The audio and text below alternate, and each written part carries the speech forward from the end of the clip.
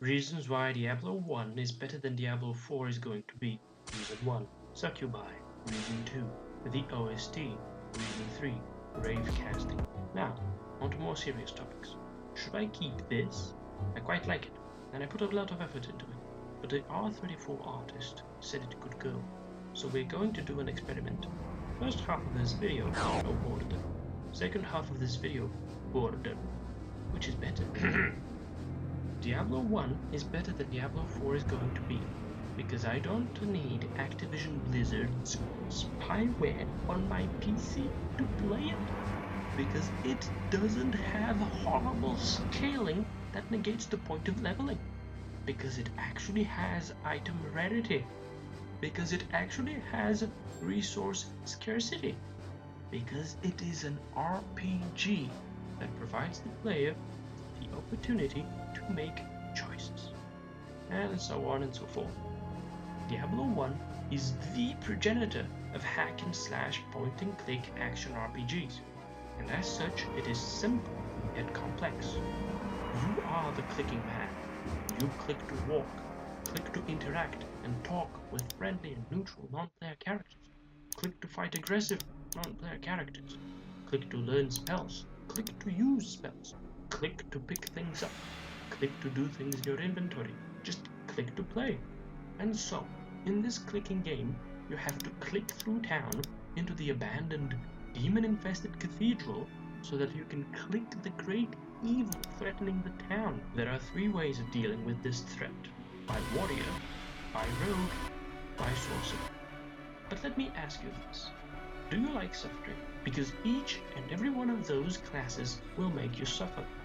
The warrior is easiest, but also the most mundane. You will walk slow up to the ranged NPCs and despair as they walk away from you. But you will whack moles proficiently and get a win after consuming more healing potions than double your body weight. The rogue is the easiest because your primary stat makes you more likely to take more damage and more likely to do damage, whilst also increasing the amount of damage you do, and you're hit from afar. And you're very, very sick. The sorcerer is the hardest, but also the best. Because you're a piece of paper.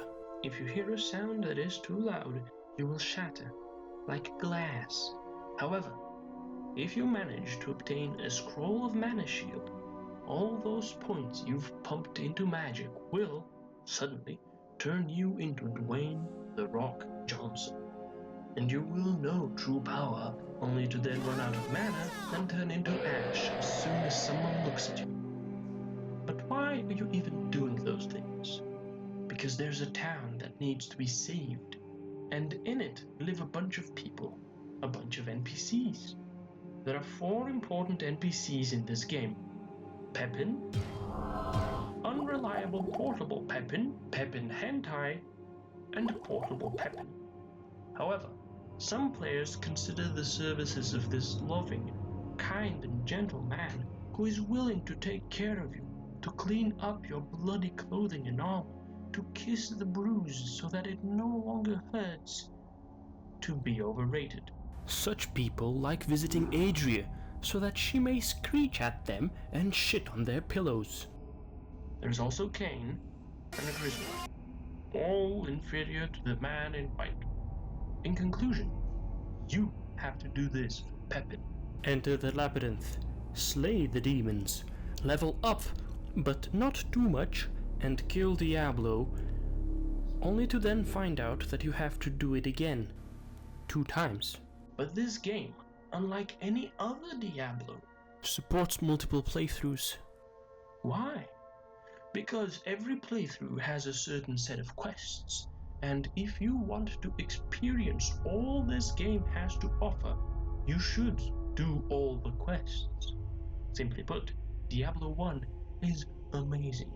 It is amazing that even with 110% chance to hit, I still do not hit enemies.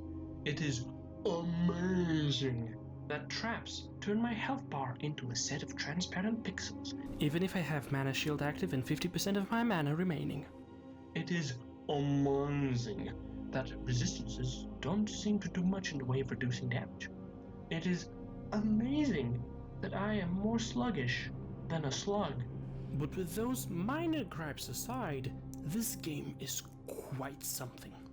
The atmosphere, the story, the progression, all wonderful.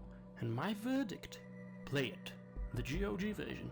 Do not meddle with any mods, especially not Beelzebub, because that ruins the game by introducing magical enemy packs, rare enemy packs, new enemy types that are way stronger than what the game should be throwing at you, resetting levels every time you quit the game, a removal of save scumming, a destruction of elixirs, which were cool ways of getting permanent stats, and a resounding desire to ask, why?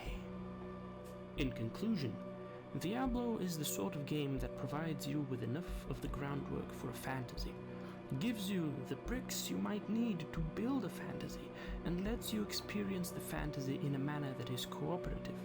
It does not force the player into something void of interaction, and that is why it is an excellent game.